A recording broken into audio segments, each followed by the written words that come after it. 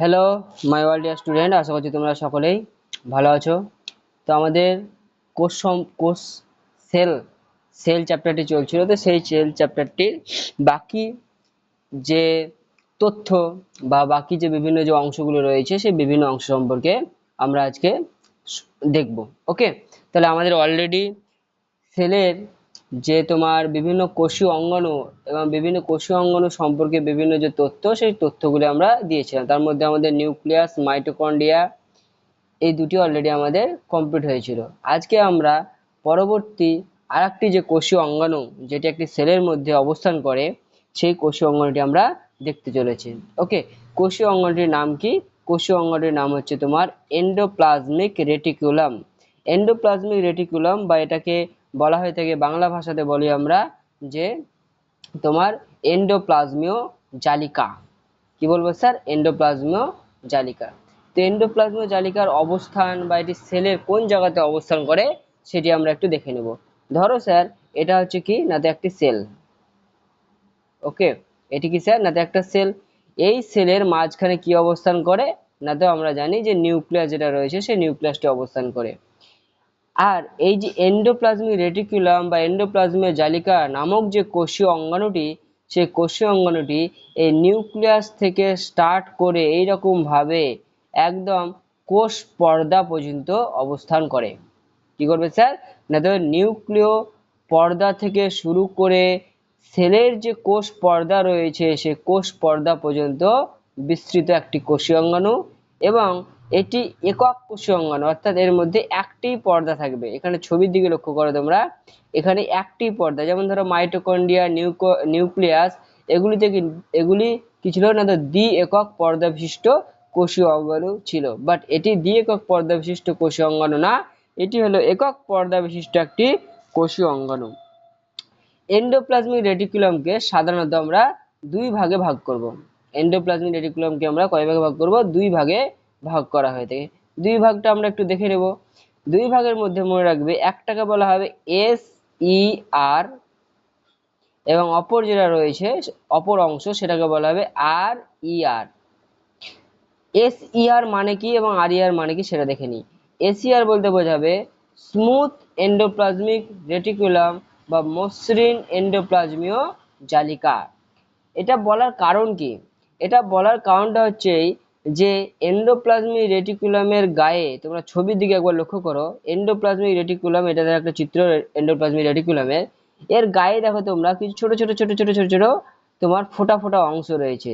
এই যে ছোট ছোট অংশ, এই ছোট ছোট অংশগুলিকে বলা হয় রাইবোজোম। এটিও কিন্তু মাথায় রাখবে যে সেলের মধ্যে অবস্থিত একটি কোষীয় অঙ্গাণু। তো এন্ডোপ্লাজমিক রেটিকুলামের গায়ে এইরকম যে অংশ, যে পোর্শনে বা যে অংশে এরকম ছোট ছোট ছোট ছোট বিন্দুর মতো অংশ দেখা যাবে, বিন্দুর মতো যে অংশগুলি দেখা যায়, এই বিন্দুর মতো অংশ দেখা অংশগুলির নাম হচ্ছে কি না তো রাইবোজোম। এন্ডোপ্লাজমিক রেটিকুলামের গায়ে বা এন্ডোপ্লাজমিক রেটিকুলামের যে অংশে এই রাইবোজোম দেখা যায় সেটাকে বলা হবে রাফ এন্ডোপ্লাজমিক রেটিকুলাম বা অমসৃণ এন্ডোপ্লাজমীয় রেটিকুলাম। তাহলে জাস্ট ইমাজিন করো, এর গায়ে এই রাইবোজোম লেগে আছে বলেই এটা কি হয়েছে? রাফ হয়ে যাচ্ছে বা অমসৃণ হয়ে যাচ্ছে। জাস্ট একটু অন্যভাবে বোঝার চেষ্টা করি। ধরো তোমার বাড়ির মেঝেতে অনেকগুলি ছোট ছোট পাথর পড়ে রয়েছে। তাহলে পাথর যদি পড়ে থাকে তাহলে নিশ্চয়ই সেই জায়গাটা কি হবে না, না তো মসৃণ হবে না। অর্থাৎ সেখানে যদি চলাফেরা করতে যাও, হাঁটতে শুরু করো, তাহলে তোমার পায়ে ব্যথা করবে। সেম জিনিস এন্ডোপ্লাজমিক রেটিকুলামের গায়ে যে অংশে কি লেগে থাকবে না, তো রাইবোজোম নামক কোষীয় অঙ্গাণুটি লেগে থাকবে, সেই অংশটুকুকে বা সেই পোর্শনটাকে আমরা কি বলবো? এন্ডোপ্লাজমিক রেটিকুলাম বা রাফ এন্ডোপ্লাজমিক রেটিকুলাম বলবো। আর যে অংশে কোনো রকম রাইবোজোম লেগে থাকবে না সেটাকে আমরা বলবো স্মুথ এন্ডোপ্লাজমিক রেটিকুলাম। ওকে, এই যে এন্ডোপ্লাজমিক রেটিকুলাম রয়েছে এর বিশেষ দুটি কাজ রয়েছে। বিশেষ দুটি কাজের মধ্যে কি কি না, তো এই যে স্মুথ এন্ডোপ্লাজমিক রেটিকুলাম তোমরা দেখতে পাচ্ছ, ঠিক আছে, যে স্মুথ, এই যে নিচে এই পোর্শনটুকু, এই দিকটাতে ধরো রাইবোজোম নেই, ঠিক আছে। তো এই যে স্মুথ এন্ডোপ্লাজমিক রেটিকুলাম রয়েছে, এই স্মুথ এন্ডোপ্লাজমিক রেটিকুলাম সাধারণত তোমার ফ্যাট বা লিপিড তৈরি করতে সাহায্য করে। এর কাজ হচ্ছে কি না তো প্রোডাকশন অফ লিপিড, অর্থাৎ লিপিড তৈরি করতে সহায়তা করে থাকে। আর যেটা রাফ এন্ডোপ্লাজমিক রেটিকুলাম, এ কিসে সাহায্য করে থাকে না তো এ বিশেষ বিশেষ ধরনের প্রোটিন তৈরিতে সাহায্য করে থাকে। ওকে, এবার আর দু একটা কথা, এন্ডোপ্লাজমিক রেটিকুলাম কি থেকে তৈরি হয়? তো মনে রাখবে এন্ডোপ্লাজমিক রেটিকুলাম কোষ পর্দা যেটা রয়েছে সেই কোষ পর্দা থেকে তৈরি হয়। আর একটি পয়েন্ট মনে রাখবে, খুব ইম্পর্টেন্ট একটা পয়েন্ট, ওকে, সেটা হচ্ছে এই যে এন্ডোপ্লাজমিক রেটিকুলাম থেকে একটা কোষীয় অঙ্গাণু সৃষ্টি হয়, সেই কোষীয় অঙ্গাণুটির নাম হচ্ছে কি না তো গলজি বডি। কি তৈরি হয়ে থাকে? Golgi body. তাহলে এন্ডোপ্লাজমিক রেটিকুলাম থেকে তৈরি হওয়া কোষীয় অঙ্গাণুর নাম জিজ্ঞেস করলে তোমরা কি বলবে? Golgi body. ওকে, আমরা এন্ডোপ্লাজমিক রেটিকুলাম সম্পর্কে আরো বিশেষ কিছু তথ্য, সেই বিশেষ কিছু তথ্য আমরা একটু দেখে নেব। তো দেখো, এন্ডোপ্লাজমিক রেটিকুলাম যেটা, সেটার আবিষ্কার কত সালে না তো 1945 সালে বিজ্ঞানী ক্লিথ পোর্টার এবং তার সহকর্মীরা প্রথম কি করে না তো এই কোষীয় অঙ্গাণুটি পর্যবেক্ষণ করেছিল। এটি নিউক্লিয় পর্দা থেকে শুরু করে কোষ পর্দা পর্যন্ত বিস্তৃত, যেটি একটু আগে আমরা পড়লাম।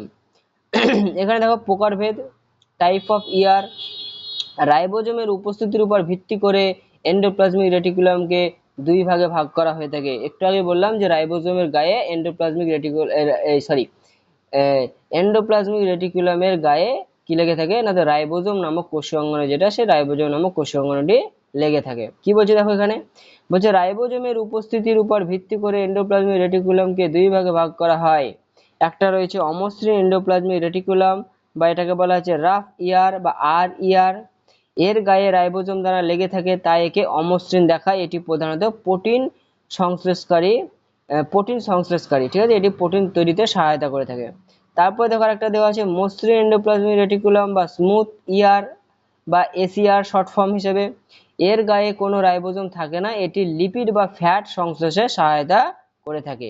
এবার দেখবো এন্ডোপ্লাজমিক রেটিকুলামের ইম্পর্টেন্ট একটা অংশের মধ্যে অন্যতম, সেটা হচ্ছে কি না তো তার কাজ, সে কি কাজ করে থাকে, কি রকম ভাবে একটা সেলে সহায়তা করে থাকে, সেই জিনিসটা আমরা একটু দেখে নেব। ওকে, দেখো প্রধান কাজের মধ্যে কি না তো প্রধান কাজের মধ্যে বলছে এন্ডোপ্লাজমিক রেটিকুলামের কোষের একটি পরিবহন ব্যবস্থা বা কারখানা হিসেবে কাজ করে। কারখানা হিসেবে বলতে কি, যেমন কারখানাতে বিভিন্ন পদার্থ তৈরি হয়ে থাকে, সেম জিনিস এন্ডোপ্লাজমিক রেটিকুলামে এরকম বিভিন্ন ধরনের রাসায়নিক পদার্থ কি হয় তৈরি হয়ে থাকে। দেখো কি বলছে, বলছে কোষের কাঠামো দান মানে সেলটাকে একটা স্ট্রাকচার প্রদান করতে এন্ডোপ্লাজমিক রেটিকুলাম যথেষ্ট সহায়তা করে থাকে।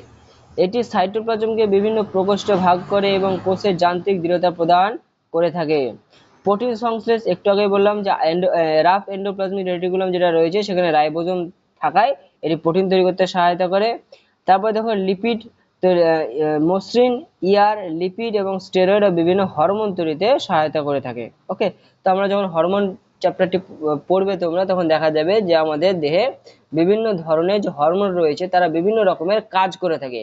তাই বিভিন্ন ধরনের হরমোন যেটা রয়েছে সেই হরমোন তৈরিতে সহায়তা করে থাকে না তো এন্ডোপ্লাজমিক রেটিকুলাম। আর একটি পয়েন্ট এখানে দেওয়া আছে পরিবহন, কি বলছে, এটি কোষের ভিতরে উৎপাদিত বিভিন্ন পদার্থ যেমন প্রোটিন এবং লিপিড এক স্থান থেকে অন্য স্থানে বা গলজি বস্তুতে পরিবহনের মাধ্যমে সাহায্য করে। তো আমরা দেখবো যে গলজি বডি বলে একটা অংশ রয়েছে, গলজি বডি বিশেষ বিশেষ কাজে সহায়তা করে থাকে, সেটা তোমরা আরো বিস্তারিত বুঝতে পারবে। তাছাড়া আর একটা ইম্পর্টেন্ট কাজের মধ্যে অন্যতম, সেটা হচ্ছে কি না তো তোমার বিশুক্তিকরণ, বলছে যকৃতের কোষের মসৃণ ইয়ার ক্ষতিকারক বিষাক্ত পদার্থকে কি করে না তো তোমার ডিস্ট্রয় করতে সহায়তা করে থাকে। ওকে, এবং ওখানে অপর আর একটি পয়েন্ট রয়েছে, সেটা কি না তো নিউক্লিয় পর্দা, বলছে কোষ বিভাজনের শেষ পর্যায়ে এটি নিউক্লিয় পর্দা তৈরিতে সহায়তা করে। তাহলে আমাদের যে এন্ডোপ্লাজমিক রেটিকুলাম, সেই এন্ডোপ্লাজমিক রেটিকুলামের আমরা এই যে পয়েন্ট যতগুলো বললাম এগুলো যদি তোমাদের জানা থাকে, তাহলে এন্ডোপ্লাজমিক রেটিকুলাম সম্পর্কে তোমার আর কিছু জানার আপাতত দরকার নেই। ওকে, এবার পরবর্তী যে কোষীয় অঙ্গাণু, সেই পরবর্তী কোষীয় অঙ্গাণুটি আমরা দেখবো, অর্থাৎ এন্ডোপ্লাজমিক রেটিকুলাম থেকে তৈরি হওয়া একটি কোষীয় অঙ্গাণু, যে কোষীয় অঙ্গাণুটিকে কি বলা হয়ে থাকে না তো গলজি বডি। কি বলা হয়ে থাকবে স্যার না তো গলজি বডি। এই গলজি বডি সম্পর্কে আমরা এবার একটু জেনে নেব। ওকে, দেখো তো এইখানে যে চিত্রটি দেখতে পাচ্ছ এটি হচ্ছে কি না, একটা গলজি বডির চিত্র, যেটাকে আমরা বলা হয় গলজি অ্যাপারেটাসও বলা হয়ে থাকে। গলজি বডির ক্ষেত্রে যদি বলা যায় তাহলে এটি সাধারণত আমাদের বলতে পারো যে এক কোষ থেকে অপর কোষে, একটা সেল থেকে অপর যে সেলগুলি রয়েছে কি হয়, সেলগুলি পাশাপাশি অবস্থান করে। ওকে, তো এক সেল থেকে অপর সেলে বিভিন্ন পদার্থকে, বিভিন্ন উপাদানকে ট্রান্সফার করতে সহায়তা করে থাকে, বা এক সেল থেকে অপর স্থানে পরিবহন করতে সহায়তা করে থাকে। এবং শুধু পরিবহন বলে না, যে একটা সেল, ধরো এটা একটা সেল রয়েছে, এটা একটা সেল, একটু আলাদা আলাদা সেল দিয়ে কালার করে আমরা বোঝার চেষ্টা করব।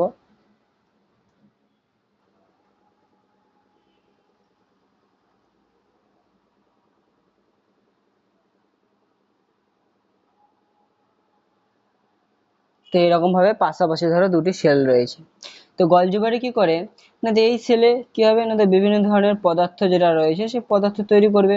এন্ডোপ্লাজমিক রেটিকুলাম থেকে বিভিন্ন পদার্থ তৈরি হবে। তোমার যে নিউক্লিয়াস রয়েছে সেই নিউক্লিয়াসও বিভিন্ন ধরনের পদার্থ তৈরিতে সহায়তা করবে। ওকে, এবার কি হয়, এই সেলে ধরো একটা পদার্থ তৈরি হয়েছে, যে পদার্থটি এই অপর এ একটা সেল এবং বি হচ্ছে আর একটি সেল, তাহলে এ সেলে কোনো একটি পদার্থ তৈরি হয়েছে, সেই পদার্থটিকে বি সেলের দরকার। তাহলে এ সেলের যে পদার্থটি বি সেলকে দরকার, তখন কি করবে গলজি বডি এ সেল থেকে বি সেলে ট্রান্সফার করবে।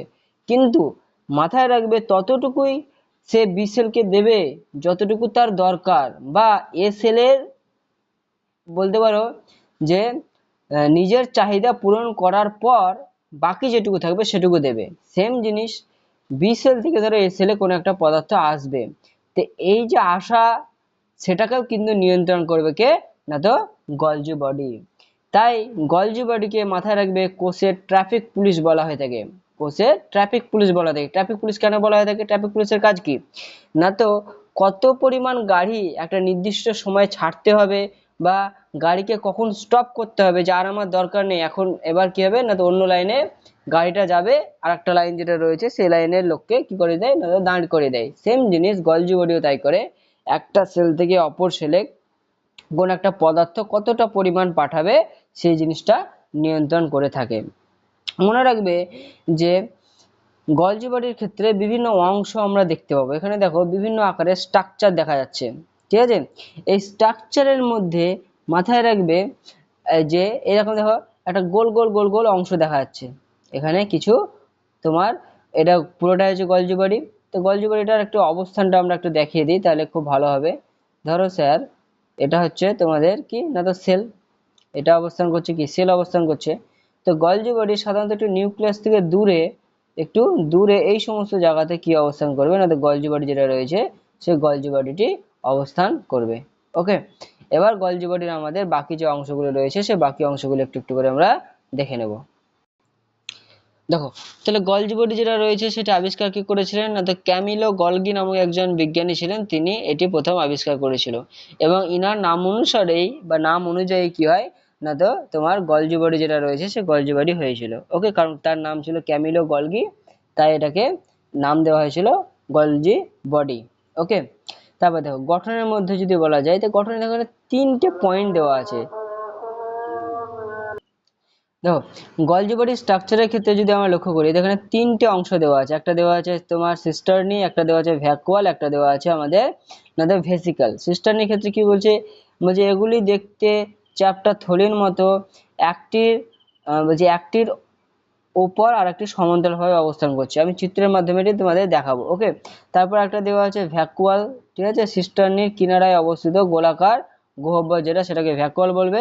আর একটা দেওয়া আছে আমাদের ভেসিকল, এটি ক্ষুদ্র ক্ষুদ্র থলি যা সিস্টার্নির নিচের দিকে অবস্থান করে থাকে। আমরা এবার একটু ছবির দিকে দেখবো, আমরা ছবিতে কি বলা হয়েছে, তাহলে তোমরা এখানে আরো ভালোভাবে রিলেট করতে পারবে। তোমরা ছবিটার দিকে লক্ষ্য করো, এই যে ছবিটা রয়েছে, ছবিটার ক্ষেত্রে এই যে বড় যে থলির মতো অংশ দেখছো, এই বড় থলির মতো অংশকে আমরা কি বলবো না, তো বড় থলির মতো অংশকে আমরা বলবো সিস্টার্নি, যেটা রয়েছে সেই সিস্টার্নি বলবো। ওকে, আর একটা দেখবে, মনে রাখবে এর কিনারাতে এরকম থলির মতো যে অংশটা দেখতে পাচ্ছি আমরা, এই থলির মতো অংশটাকে আমরা কি বলবো না, তো তোমার ভ্যাকুয়াল বলবো। ওকে, এই থলির মতো যে অংশ রয়েছে, এই থলির মতো অংশকে আমরা ভ্যাকুয়াল বলবো। মনে রাখবে প্রাণী কোষে সাধারণত কোনো ভ্যাকুয়াল থাকে না বা ফাঁকা স্থান থাকে না, কিন্তু উদ্ভিদ কোষে যখন আমরা দেখবো স্যার, তো উদ্ভিদ কোষের ক্ষেত্রে কিন্তু আমরা ভ্যাকুয়াল বলে একটা অংশ পাবো। ভ্যাকুয়াল মিন্স ফাঁকা স্থান। ওকে, কিন্তু প্রাণী কোষে থাকে না। প্রাণী কোষে থাকে না বলা সব একটু ভুল হবে, প্রাণী কোষে খুবই ক্ষুদ্র ক্ষুদ্র ভ্যাকুয়াল থাকে। আর এই ভ্যাকুয়ালটা আলটিমেটলি তোমার এই যে গলজি বডি রয়েছে, সেই গলজি বডিতেই অবস্থান করে, এই সিস্টার্নির যে শেষ প্রান্ত রয়েছে সেই অংশে। ওকে, এবং এখানে আরেকটা কথা মনে রাখবে যে গলজি বডির এই যে তোমরা একটা কিছু ছোট ছোট অংশ দেখো বেরিয়ে চলে আসছে, ঠিক আছে, গলজি বডি থেকে আলাদা হয়ে আসছে। এই আলাদা হওয়া যে অংশ রয়েছে, আলাদা হওয়া অংশের একটি বিশেষ গুরুত্ব রয়েছে। কিরকম গুরুত্ব একটু বলে দিই তোমাদের।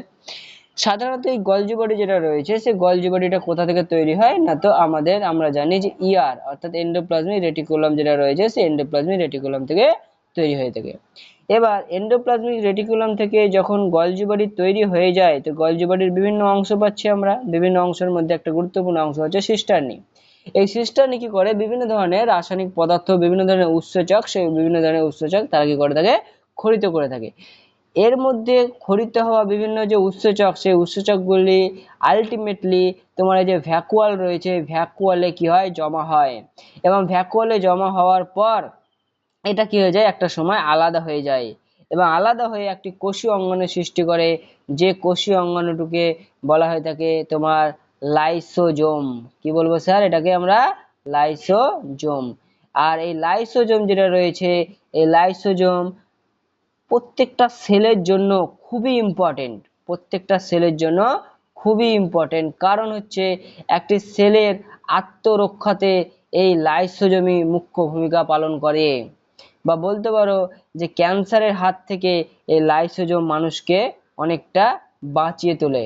ওকে, তো লাইসোজোম সম্পর্কে আমাদের বিস্তারিত আলোচনা হবে, কিন্তু আমরা এখন গলজি বডি যেটা রয়েছে সেই গলজি বডিতে পড়ে রয়েছি। ওকে, তাহলে কি বললাম যে গলজি বডি কি করে না, বিভিন্ন ধরনের রাসায়নিক পদার্থ তৈরি করে থাকে, এবং সেই রাসায়নিক পদার্থ আলটিমেটলি গলজি বডি যে ভ্যাকুয়াল রয়েছে সেই ভ্যাকুয়ালে জমা হয়। ভ্যাকুয়ালে জমা হওয়ার পর গলজি বডির এই ভ্যাকুয়ালগুলি গলজি বডি থেকে আলাদা হয়ে যায়, আলাদা হয়ে একটা কোষীয় অঙ্গ তৈরি করে, যে কোষীয় অঙ্গটাকে কি বলবো আমরা না, তো লাইসোজোম বলবো। ওকে, যেটি আমাদের সেলকে আত্মরক্ষা যেটা রয়েছে সেই আত্মরক্ষাতে সহায়তা করে থাকে। তো গলজি বডি সম্পর্কে আরো কিছু তথ্য, সেই তথ্যগুলি আমরা একটু একটু করে দেখে নেব। ওকে, তো সেই তথ্যগুলি দেখা যাক। তো আমরা অলরেডি তথ্যের মধ্যে দেখছিলাম, তো ভ্যাকুয়াল পেলাম, ভেসিকল পেলাম, এরকম বিভিন্ন অংশ পেলাম। গলজি বডির কাজ, তো গলজি বডি আমাদের দেহে কি রকম কাজ করে থাকে সেই কাজগুলি আমরা একটু দেখে নেব। দেখো কি বলছে কাজের মধ্যে, বলছে গলজি বডির প্রধান কাজগুলি নিচে দেওয়া হলো। প্রথমে দেওয়া আছে দেখো প্যাকেজিং, বলছে কোষের ভিতরে সংশ্লেষিত প্রোটিন, লিপিড ভেসিকলের মধ্যে বন্দি বা প্যাকেজ করা হয়ে থাকে। তাহলে ভেসিকল বলতে কি বোঝাচ্ছে স্যার, ভেসিকল বলতে বোঝাচ্ছে ধরো এটা হচ্ছে কি না, তো একটা গলজি বডি। ওকে স্যার, এটা কি স্যার আলটিমেটলি না, তো গলজি বডি। আর এই যে থলির মতো অংশ, এই থলির মতো সরি, গলজি বডির একটা অংশ হচ্ছে কি সিস্টার্নি। আর সিস্টার্নির মধ্যে এরকম একটা অংশ রয়েছে কিনারাতে, সেটাকে কি বলা হচ্ছে না, তো ভ্যাকুয়াল। আর এই ভ্যাকুয়ালটা যখন আলাদা হয়ে যাবে তখন সেটাকে কি বলবো আমরা, ভেসিকল বলবো। আর এই ভেসিকলে কি হয় না, তো গলজি বডির মধ্যে তৈরি হওয়া বিভিন্ন যে পদার্থ, রাসায়নিক পদার্থ, সেই রাসায়নিক পদার্থ কি হয়ে থাকে না, তো এর মধ্যে স্টোর হয়ে থাকে, এর মধ্যে কি হয়ে থাকে, জমা হয়ে থাকে। তাই বলছে যে প্যাকেজিং অর্থাৎ কি, কোষের ভিতরে সংশ্লেষিত প্রোটিন ও লিপিড ভেসিকলের মধ্যে বন্দি বা প্যাকেজ করা হয়। তারপর একটা পয়েন্ট লেখা আছে, এটি এনজাইম, হরমোন, মিউকাস ক্ষরণে সহায়তা করে, তাই একে কোষের ক্ষরণকারী অঙ্গাণু বলা হয়ে থাকে। তারপর একটা ইম্পর্টেন্ট পয়েন্টের মধ্যে অন্যতম লাইসোজোম তৈরি। এটি কোষের পরিপাককারী অঙ্গাণু অর্থাৎ লাইসোজোম তৈরিতে মুখ্য ভূমিকা পালন করে থাকে। তারপর দেখো লেখা আছে জটিল শর্করা বা কার্বোহাইড্রেট যেমন হেমিসেলুলোজ, এই হেমিসেলুলোজ তৈরিতেও এটি কি করে থাকে, মুখ্য ভূমিকা পালন করে থাকে। আর একটা রয়েছে পরিবহন, বলছে এটি কোষের ভিতরে উৎপন্ন পদার্থগুলিকে নির্দিষ্ট গন্তব্যে পাঠাতে সহায়তা করে, তাই কোষের ট্রাফিক পুলিশ বলা হয়ে থাকে। তাহলে যদি কোশ্চেন হয় যে কোষের ট্রাফিক পুলিশ কোন কোষীয় অঙ্গাণুকে বলা হয়ে থাকে, তাহলে তোমরা খুব ইজিলি অ্যান্সার দিতে পারবে যে কোষের ট্রাফিক পুলিশ বলা হয়ে থাকে তোমার গলজি বডিকে। ওকে, তো এবার আমরা পরবর্তী আরেকটি কোষীয় অঙ্গাণু, সেই কোষীয় অঙ্গাণু সম্পর্কে একটু জেনে নেব। ওকে, তো পরবর্তী যে কোষীয় অঙ্গাণুটি জানবো, যেটি আলটিমেটলি আমাদের এই যে গলজি বডি ছিল সেই গলজি বডি থেকে তৈরি হয়েছিল, সেই কোষীয় অঙ্গাণুটির নাম কি না, তো সেই কোষীয় অঙ্গাণুটি হচ্ছে লাইসোজোম।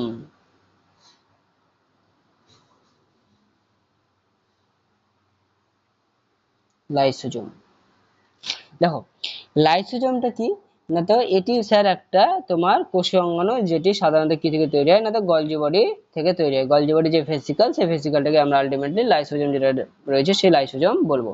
দেখো লাইসোজোমের ক্ষেত্রে আমরা যদি বলা যায় সেটি দেখতে অনেকটা কিরকম হয়ে থাকে না, তো এরকম টাইপের একটা কোষীয় অঙ্গাণু।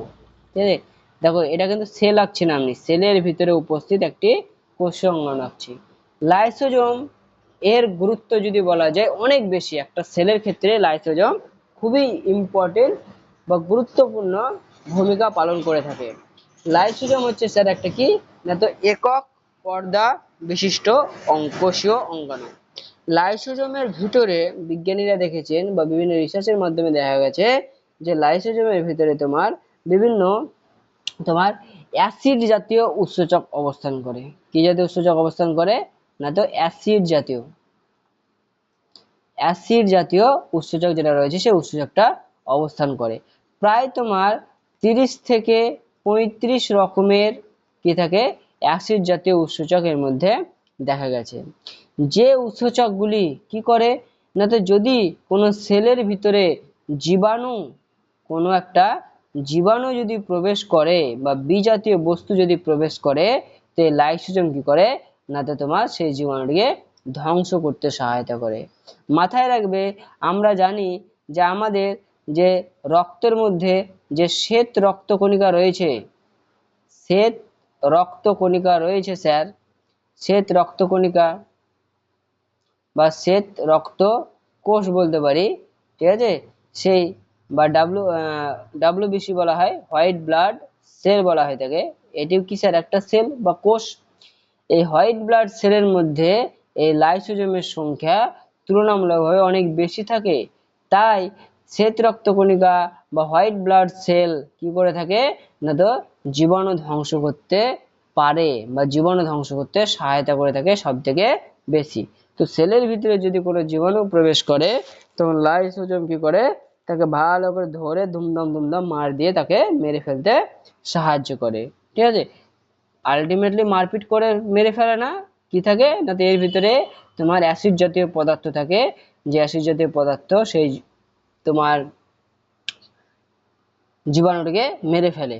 সেই জীবাণুটিকে মেরে ফেলারও বিশেষ কয়েকটি প্রক্রিয়া রয়েছে, সেই বিশেষ প্রক্রিয়াগুলো আমরা একটু একটু করে দেখব। ওকে, তো প্রথম যে একটা প্রক্রিয়া বলা হয় জীবাণু মারার জন্য, সেটাকে বলা হয় থাকে, একটা পাবো আমরা তোমার ফ্যাগোসাইটোসিস প্রক্রিয়া, আর আরেকটাকে বলা হয় পিনোসাইটোসিস প্রক্রিয়া। ঠিক আছে, যে কোনো সেলের ক্ষেত্রে মারাতে, এগুলো আমরা একটু পরে সেগুলা জানবো। ওকে, এবং দেখো আরো দু একটা কথা লাইসোজোম সম্পর্কে।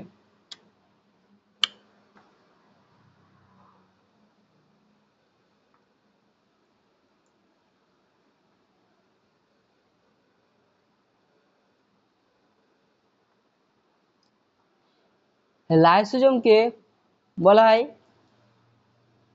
আত্মঘাতী থলি বা সুসাইড বম্বার যে ব্যাপারটা থাকে সেরকম। অর্থাৎ লাইসোজোম বিশেষ পরিস্থিতিতে কি করে না, তো নিজে তো মারা যায়, অর্থাৎ নিজে থেকে ডিস্ট্রয় হয়ে যায়, এবং তার সঙ্গে সঙ্গে একটা সেলকেও সে ডিস্ট্রয় করে দেয়। এটা ধরো স্যার কি না, তো একটা সেল, এই সেলের মধ্যে কি অবস্থান করছে না, তো লাইসোজোম অবস্থান করছে। এখানে কি আছে না, তো লাইসোজোম রয়েছে। মাঝখানে কি অবস্থান করছে না, তো নিউক্লিয়াস অবস্থান করছে। তাছাড়া আর কি রয়েছে না, তো আমাদের যে মাইটোকন্ড্রিয়া, সেই মাইটোকন্ড্রিয়া রয়েছে। ওকে, তাছাড়া আর কি রয়েছে না, তো এন্ডোপ্লাজমিক রেটিকুলাম, সেই এন্ডোপ্লাজমিক রেটিকুলাম রয়েছে। ওকে, আর কি রয়েছে না, তো তোমার গলজি বডি, সেই গলজি বডি অবস্থান করছে। আর সেলের ভিতরে তো আলটিমেটলি তোমার এক ধরনের তরল পদার্থ, সেই তরল পদার্থটি অবস্থান করছে, যে তরল পদার্থকে বলা হয় থাকে সাইটোপ্লাজম। আর তোমার এখানে কি নিউক্লিয়াসের ভিতরে কি অবস্থান করছে না তো ডিএনএ যেটা রয়েছে সেই ডিএনএ অবস্থান করছে। আর এটা কি স্যার না তো লাইসোজোম। এই যে লাইসোজোম রয়েছে এই লাইসোজোমকে কি বলা হয় থাকে আত্মঘাতী থলি বলা হয় থাকে। আত্মঘাতী থলি থলি বলার কারণ কি? বলার কারণটা হচ্ছে যে লাইসোজোম কি করে স্যার, যখন একটি সেল তোমার বুড়ো হয়ে যায় বা একটা সেলের যখন তোমার মৃত্যুর কাছাকাছি পৌঁছায়, একটি সেল বিভিন্ন কারণে হতে পারে, যখন সে তার মৃত্যুর কাছাকাছি হবে অর্থাৎ সেলটি ঠিকঠাক ভাবে কাজ করতে পারবে না। মৃত্যু মিনস এখানে কি একটা সেল যখন আর ঠিকঠাক ভাবে কাজ করতে পারে না, তার মানে সে আলটিমেটলি এবার তার কি হবে মৃত্যু ঘটবে। তো যখন একটি সেল ঠিকঠাক ভাবে কাজ করতে পারে না মানে কি মাইটোকন্ড্রিয়ার কাজ কি ছিল না তো শক্তি তৈরি করা অর্থাৎ এটিপি যেটা রয়েছে সে এটিপি তৈরি করা। ওকে, কি তৈরি করা না তো এটিপি তৈরি করা। এন্ডোপ্লাজমিক রেটিকুলামের কাজ কি ছিল না তো প্রোটিন এবং ফ্যাট তৈরি করা। গলজি বডির কাজ কি না তো বিভিন্ন ধরনের রাসায়নিক পদার্থ যেটা রয়েছে সেই রাসায়নিক পদার্থকে ক্ষরণ করা। ওকে, এবং এই পুরো জিনিসটাকে সাহায্য করে কে না তো আমাদের যে নিউক্লিয়াস রয়েছে সেই নিউক্লিয়াস। ওকে, তো নিউক্লিয়াসের ভিতরে যে ডিএনএ থাকে সেই ডিএনএ এর মাধ্যমে এগুলা নিয়ন্ত্রিত হয়ে থাকে। এবার দেখা গেল যে সেলের ভিতরে উপরে সেলের মধ্যে থাকা বিভিন্ন কোষীয় অঙ্গাণু ঠিকঠাকভাবে কাজ করছে না, অর্থাৎ মাইটোকন্ড্রিয়া শক্তি তৈরি করছে না, এন্ডোপ্লাজমিক রেটিকুলাম ঠিকঠাকভাবে কাজ করছে না, কেউই ধরো ঠিকঠাকভাবে কাজ করছে না। সেই ক্ষেত্রে লাইসোজোম কি করবে না তো নিজে ব্লাস্ট হয়ে যাবে। নিজে কি হয়ে যাবে ব্লাস্ট হয়ে যাবে। তো নিজে যদি ব্লাস্ট হয়ে যায় তো সেই ক্ষেত্রে পুরো যে সেল সে পুরো সেলটাই আলটিমেটলি কি হয়ে যাবে না তো ডিস্ট্রয় হয়ে যাবে। তাই এই কারণে অর্থাৎ লাইসোজোম যে সেলে অবস্থান করে সেই সেলটাকে ধ্বংস করে দেয়, সেই সেলটাকে কি করে স্যার না তো ধ্বংস করে ফেলে, ধ্বংস করে। তাই লাইসোজোমকে কি বলা হয়ে থাকে না তো কোষের আত্মঘাতী থলি বলা হয়ে থাকে। এবার দেখো একটা কি বললাম, একটা কারণ আমি বললাম যে কাজ বিভিন্ন কাজ সে ঠিকঠাকভাবে করছে না বলে সেল কি করছে মানে লাইসোজোম কি করছে সেলটাকে ধ্বংস করে দিচ্ছে। অন্য কি কারণ হতে পারে? দেখা গেল যে একটা সেলের কিছু জেনেটিক পরিবর্তনের কারণে বা বিশেষ কোনো কারণে একটি সেল কি হচ্ছে স্যার না তো বারবার ডিভিশন করতে শুরু করে দিয়েছে। অর্থাৎ সেলটি ডিভিশনের দরকার নেই কিন্তু তবুও সে কি করছে না তো ডিভিশন করার চেষ্টা করছে। সেই মুহূর্তে এইরকম যদি ঘটনা ঘটে যায় তাহলে সেটাই ঘটনাটাকে কি বলা হয়ে থাকে ক্যান্সার সৃষ্টির প্রাথমিক ধাপ বলা হয়ে থাকে। অর্থাৎ একটা সেল যখন অনিয়ন্ত্রিতভাবে বারবার সেল ডিভিশন করতে শুরু করে তখন সেটাকে কি বলা হয় না তো ক্যান্সার বলে এই রোগটাকে। এইরকম ঘটনা যখন দেখবে একটি সেল যখন মানে সেলের ক্ষেত্রে যখন এরকম ঘটনা হতে শুরু করবে সেই মুহূর্তে মাথায় রাখবে লাইসোজোম যাতে এরকম ঘটনা না ঘটে তার জন্য সেলটা কি করে দেয় ডিস্ট্রয় করে দেয়। অর্থাৎ যদি নিউক্লিয়াস অনিয়ন্ত্রিত হয়ে যায়, নিউক্লিয়াস যদি অনিয়ন্ত্রিত হয়ে যায় তো সেই মুহূর্তেও লাইসোজোম কি করে থাকে না তো সেই সেলটিকে ধ্বংস করে দেয়। ওকে, বোঝা গেল? তো এই কারণে লাইসোজোমকে কি বলা হয়ে থাকে না তো আত্মঘাতী থলি বলা হয়ে থাকে। তো লাইসোজোম সম্পর্কে আরো বিস্তারিত যে তথ্য সেই বিস্তারিত তথ্যগুলি আমরা একটু দেখে নেব।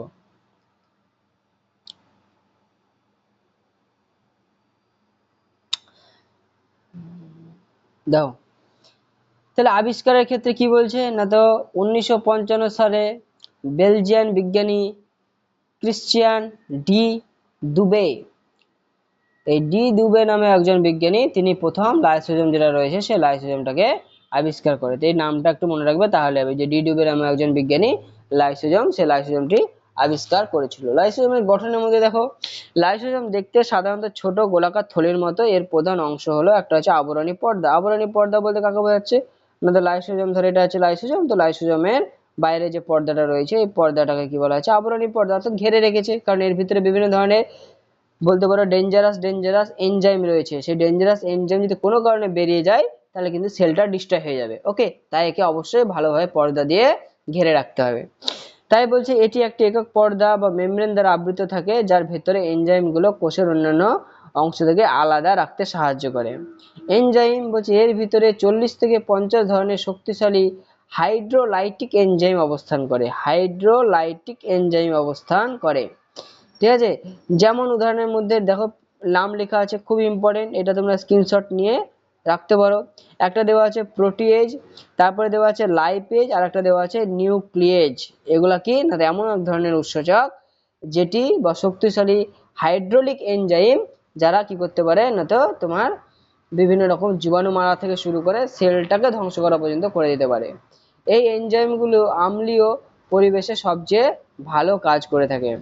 প্রধান কাজের মধ্যে কাজ কি দেখো, লাইসোজোম লাইসোজোম কোষে বেশ কিছু গুরুত্বপূর্ণ ভূমিকা পালন করে, তার মধ্যে দেখা গেছে একটা হচ্ছে অন্তঃকোষীয় পরিপাক। অন্তঃকোষীয় পরিপাক বলতে কি, যাতে কোষের ভিতরে বিভিন্ন ধরনের যে পরিপাকের ব্যবস্থা রয়েছে সে পরিপাকটা করে থাকে। কিরকম পরিপাক সেই জিনিসটা আমরা একটু একটু করে দেখে নেব। দেখো প্রথমে দেওয়া আছে, এটি কোষের বাইরে থেকে আসা খাদ্য কণা বা অণুগুলোকে এনজাইমের সাহায্যে কি করে দেয়, ভেঙে দিতে সাহায্য করে। অর্থাৎ ধরো এটা একটা সেল, এই সেলের ভিতরে কোনো একটা উপাদান এলো, ঠিক আছে, প্রোটিন হতে পারে, ফ্যাট হতে পারে, গ্লুকোজ হতে পারে, কিছু একটা উপাদান এলো বা কোনো জীবাণু এলো, তো সেই ক্ষেত্রে সেই জিনিসটাকে, আর এটা হচ্ছে লাইসোজোম, তো লাইসোজোম কি করবে, সেই উপাদান, যে উপাদানটা আসবে সেই উপাদানটাকে কি করতে সাহায্য করে, পাচিত করতে সহায়তা করে থাকে।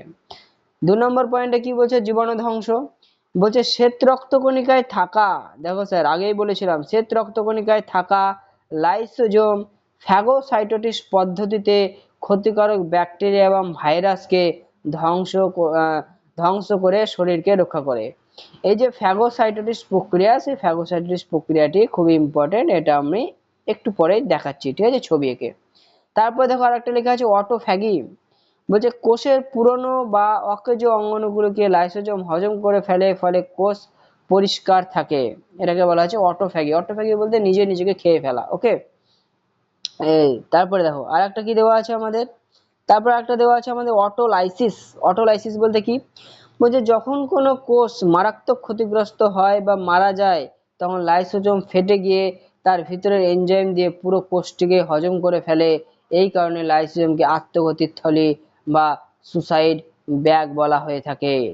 এবার আমরা যে জিনিসটা দেখবো সেটা হচ্ছে ফ্যাগোসাইটোসিস যে প্রক্রিয়া, সেই ফ্যাগোসাইটোসিস প্রক্রিয়াটা আমি একটু জাস্ট তোমাদেরকে বোঝানোর চেষ্টা করছি। ওকে, ফ্যাগোসাইটোসিস প্রক্রিয়া বলতে কাকে বোঝায়, ফ্যাগোসাইটোসিস প্রক্রিয়া বলতে বোঝায়, ধরো স্যার এটা হচ্ছে কি না, তো শ্বেত রক্তকণিকা, জাস্ট মিনিট, একটু শ্বেত রক্তকণিকাটা আঁকা আমার ভুল হলো, একটু অন্যরকম ভাবে আঁকলে ভালো হবে। ওকে,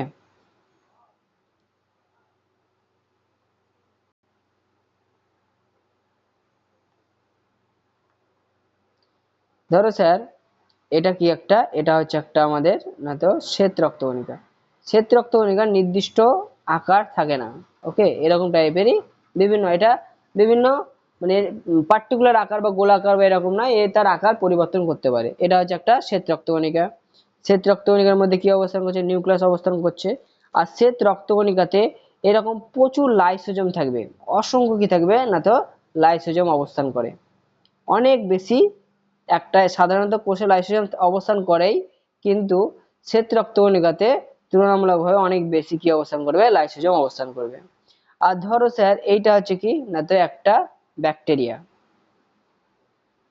এটা হলো একটা কি না তো ব্যাকটেরিয়া,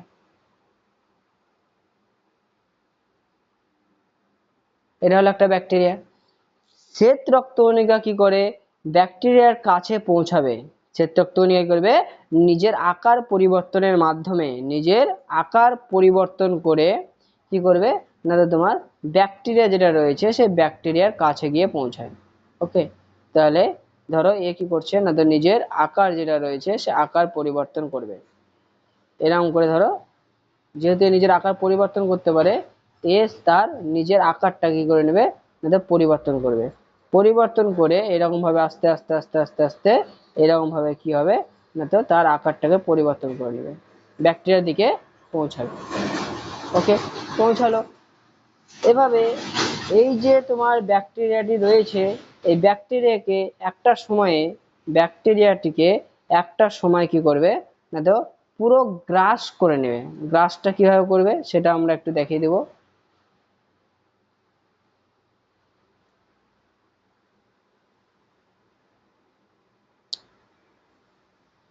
দেখো, তাহলে ব্যাকটেরিয়া আছে এখানে, ব্যাকটেরিয়াটা কি করবে না আস্তে আস্তে আস্তে আস্তে আস্তে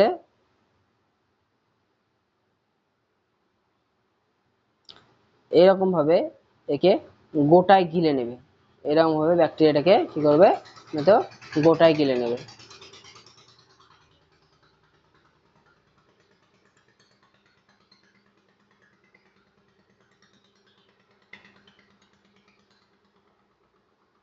এইরকম ভাবে দেখো, তাহলে এখানে আলটিমেটলি শ্বেত রক্তকণিকা ছিল, শ্বেত রক্তকণিকাটি কি করলো না তো গোটা ব্যাকটেরিয়া যেটা রয়েছে সেই ব্যাকটেরিয়াটাকে গিলে নিল। কি করলো স্যার? গিলে নিল। এই যে প্রক্রিয়া, এই প্রক্রিয়াটাকে বলা হয়ে থাকে তোমার কি ফ্যাগোসাইটোসিস। ফ্যাগোসাইটোসিস মানে কি গিলে খাওয়া। তো ছবিতে সেভাবে আঁকানো সম্ভব হলো না, তাও আমি একটু অন্যরকম ভাবে বোঝাচ্ছি। ধরো স্যার এটা হচ্ছে একটা কি না তো ব্যাকটেরিয়া, এটা হচ্ছে কি একটা ব্যাকটেরিয়া, ওকে। আর এই জায়গাতে কি অবস্থান করছিল না তো তোমার শ্বেত রক্তকণিকা। তো ব্যাকটেরিয়াটাকে দেখতে পেয়েছে, ব্যাকটেরিয়াটাকে দেখার পর শ্বেত রক্তকণিকা কি করছে না তো নিজের আকার পরিবর্তন করছে, এরকম ভাবে নিজের কি করছে আকারটাকে পরিবর্তন করছে। আর আকার পরিবর্তন করার ফলে কি ঘটনা ঘটবে না, আকার পরিবর্তন করার ফলে তোমার আলটিমেটলি যদি বলা যায় তাহলে ও এইদিকে আস্তে আস্তে এইদিকে আগাতে থাকবে, এইদিকে কি হবে না তো আগাতে থাকবে। আর আগাতে আগাতে আগাতে আগাতে একটা সময় কি করবে না তো তোমার এর নিজের আকার পরিবর্তন করে এটাকে এইরকম ভাবে আস্তে করে তাকে ঘিরে ফেলবে, ওকে ঘেরলো। তারপর আস্তে করে এই দিকটাকে মাথায় রাখবে, এটা ছোট হতে শুরু করবে, ঠিক আছে, এই দিকটা কিন্তু ধীরে ধীরে ছোট হতে শুরু করবে, কারণ ও নিজের আকার পরিবর্তন করে ওর সামনের দিকে অগ্রসর হচ্ছে, ওকে। এ কি করছে স্যার না তো এইটা ধরো সে ঘিরে ফেললো, কিছুটা ফেললো, এইভাবে আস্তে আস্তে আস্তে আস্তে আস্তে আরেকটু ঘিরে ফেললো ওকে, ব্যাকটেরিয়াটিকে। এভাবে আস্তে আস্তে আরেকটু ঘিরে ফেললো, এবং একটা সময় এটাকে গোটায় ঘিরে ফেলবে, একটা সময় কি করবে তোমার গোটায় ঘিরে ফেলবে অর্থাৎ গিলে ফেলবে, এটাকে পুরোপুরি প্রপার বলা যেতে পারে গিলে ফেলবে। তাহলে মাঝখানে কি চলে এলো না তো তোমার ব্যাকটেরিয়া যেটা রয়েছে সেই ব্যাকটেরিয়াটা চলে এলো। আর আরেকটা কি জানি আমরা না, এর ভিতরে প্রচুর পরিমাণে কি রয়েছে লাইসোজোম রয়েছে। এই লাইসোজোম তখন কি করবে, আচ্ছা তুমি ব্যাকটেরিয়া বাবা তুমি এখানে চলে এসছো, এবার তোমাকে আমি ডিস্ট্রয় করব। অর্থাৎ এই যে গিলে খাওয়ার যে প্রক্রিয়া, এই গিলে খাওয়া প্রক্রিয়াটাকে বলা হয়ে থাকে কি তো ফ্যাগোসাইটোসিস প্রক্রিয়া। এখানে আরেকটা মাথায় রাখবে পিনোসাইটোসিস প্রক্রিয়া বলে একটা রয়েছে, এখানে তোমাদের দেওয়া নেই, ঠিক আছে, টার্মটাতে, ঠিক আছে। পিনোসাইটোসিস প্রক্রিয়া যেটা রয়েছে সেই পিনোসাইটোসিস প্রক্রিয়াটা আমরা একবার একটু জাস্ট দেখে নেবো যে পিনোসাইটোসিস প্রক্রিয়া বলতে কাকে বোঝায়, ঠিক আছে। পিনোসাইটোসিস প্রক্রিয়া বলতে বোঝায় সাধারণত ধরো কোনো একটি ব্যাকটেরিয়া, ঠিক আছে, আকারে যথেষ্ট পরিমাণে বড় হুদকা একটু মুটকা পাড়ার ব্যাকটেরিয়া রয়েছে, এরকম ভাবে ধরো একটি একটা ব্যাকটেরিয়া,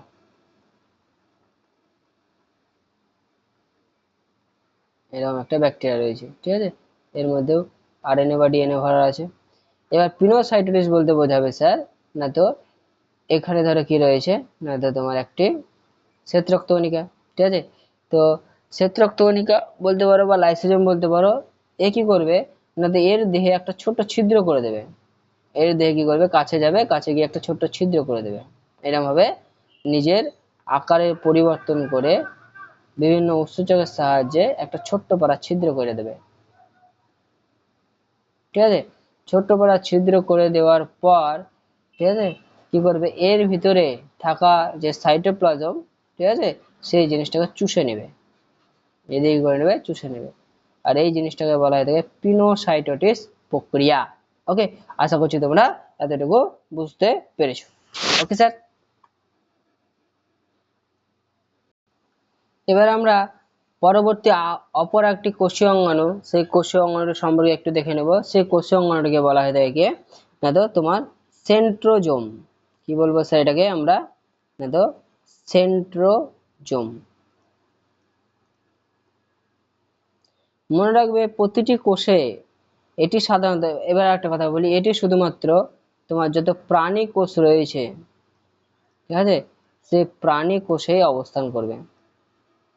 এটি এমন একটি কোষীয় অঙ্গাণু, এটি শুধুমাত্র প্রাণী কোষে অবস্থান করবে।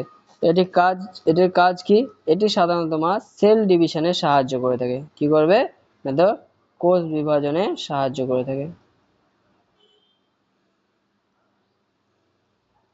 কোষ বিভাজনে সাহায্য করে থাকে। সেন্ট্রোজোম যেটা রয়েছে সেই সেন্ট্রোজোমের চিত্রটা তোমরা একটু দেখো তাহলে বুঝতে পারবে এখানে দুটো তোমার ডাম আকৃতির স্ট্রাকচার দেওয়া আছে, ডাম লাইক স্ট্রাকচার, ঠিক আছে, বা তোমার পাইপ রয়েছে, পাইপের মতো। এই যে দুটো অংশ রয়েছে, এই দুটো অংশকে বলা হয়ে থাকে কি না তো সেন্ট্রিওল। কি বলা থাকবে এটাকে না তো সেন্ট্রিওল বলা হয়ে থাকে। এটাকে মাথায় রাখবে, কি বলা হয়ে থাকে না তো সেন্ট্রিওল বলা হয়ে থাকে। এটি কি করে থাকে না তো তোমার সেল ডিভিশনে সহায়তা করে। এবং আরেকটা মনে রাখবা, এটি একটা জিনিস তৈরি করতে সাহায্য করে, সেটা হচ্ছে কি না তো বেমতন্তু। কি তৈরি করতে সাহায্য করে? বেমতন্তু।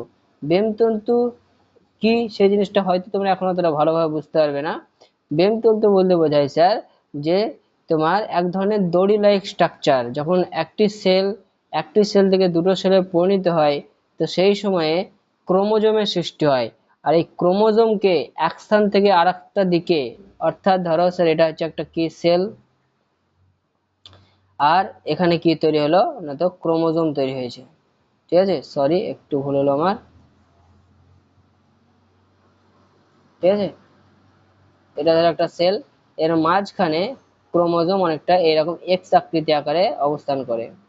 এই ক্রোমোজোমকে কি করতে হয়, একটা টাইম পর ক্রোমোজোম অর্ধেক হয়ে যায়। ঠিক আছে, ধরো এখানে কি হলো, একটা ক্রোমোজোম কি হয়ে গেল, অর্ধেক হয়ে গেল। ওকে, তো ক্রোমোজোমটা যদি অর্ধেক হয়ে যায় তাহলে অনেকটা এরকম ভাবে অবস্থান করবে, এরকম হয়ে যাবে আধা আধি।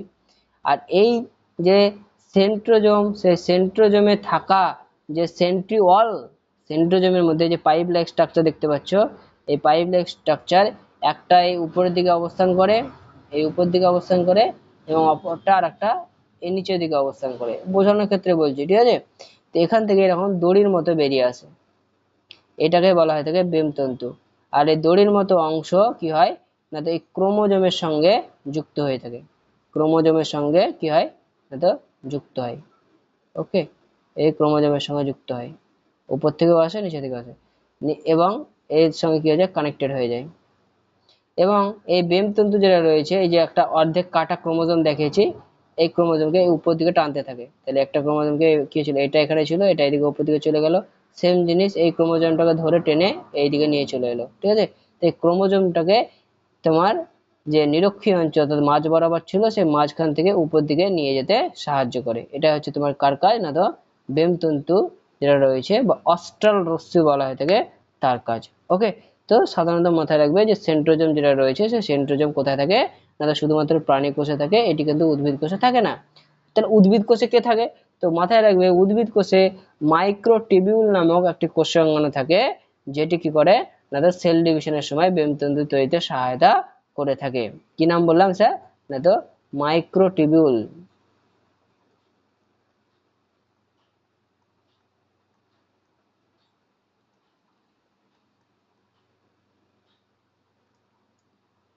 এই মাইক্রোটিবিউল কিন্তু আবার মাথায় রাখবে এটি শুধুমাত্র উদ্ভিদ কোষে থাকে, এটি কিন্তু আবার তোমার প্রাণী কোষ যেটা রয়েছে সে প্রাণী কোষে কিন্তু থাকে না।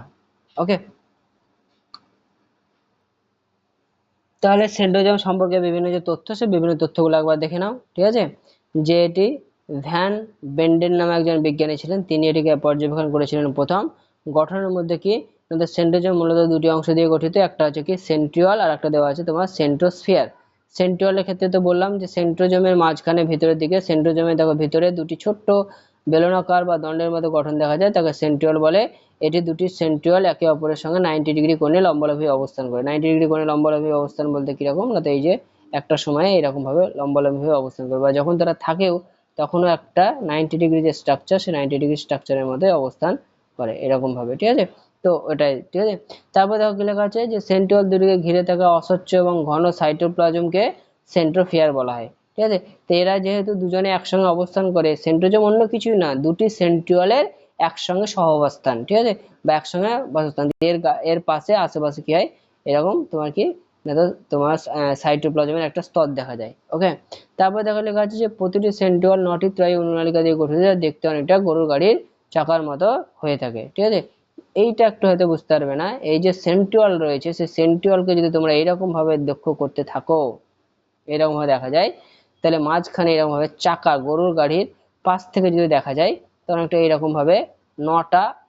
চক্রের মতো দেখা যাবে। ঠিক আছে, এবং এক্ষেত্রে মাথায় রাখবে এই চক্রের ক্ষেত্রে এ বি সি বলে নাম দেওয়া থাকে। ঠিক আছে, যাকে উপনালিকা বলা হয়ে থাকে। ওকে, তো সেই ক্ষেত্রে তোমার এর সঙ্গে সি কানেক্টেড হয়, এরকম ভাবে পরস্পর সঙ্গে এর সঙ্গে সি যুক্ত হবে, তো অনেকটা গরুর গাড়ির মতো দেখতে হয়। তো একটু জাস্ট জেনে রাখো তাহলেই হবে, ঠিক আছে। তারপরে দেখো লেখা আছে কি, যেটা আরেকটা দেওয়া আছে, সেন্ট্রোজোমের প্রধান কাজগুলি হলো, প্রথমত হচ্ছে বেমতন্তু গঠন। তো বেমতন্তু তোমরা আশা করছি বুঝতে পেরেছো, ঠিক আছে। তারপরে হচ্ছে সেন্ট্রিওল বিভাজন, সেটাতে সাহায্য করে থাকে, ওকে। এবং আরেকটি এখানে টার্ম ইউজ করছে আমাদের, সেটা আমরা একটু দেখে নেব। সেটা হচ্ছে শুক্রাণুর লেজ গঠন, ঠিক আছে। তো উন্নত প্রাণীর শুক্রাণুর যে লেজ রয়েছে, তো শুক্রাণুর ক্ষেত্রে বিভিন্ন অংশ দেখা যায়, ঠিক আছে। একটা কি থাকে না, তোমার হেড থাকে, এরকম ভাবে অবস্থান করে, তার শুক্রাণু স্ট্রাকচারটা অনেকটা এরকম হয়ে থাকে, এরকম হয়ে থাকে, ঠিক আছে। তো এই যে তার মাথা, যেটাকে বলা হয়ে থাকে সাধারণত অ্যাক্রোজোম বলা হয়ে থাকে, ঠিক আছে। এই অ্যাক্রোজোম তৈরি করতে সহায়তা করে থাকে, ওকে। তো আশা করছি তোমরা বুঝতে পেরেছো। তো আজকে আমাদের ক্লাস এখানেই শেষ।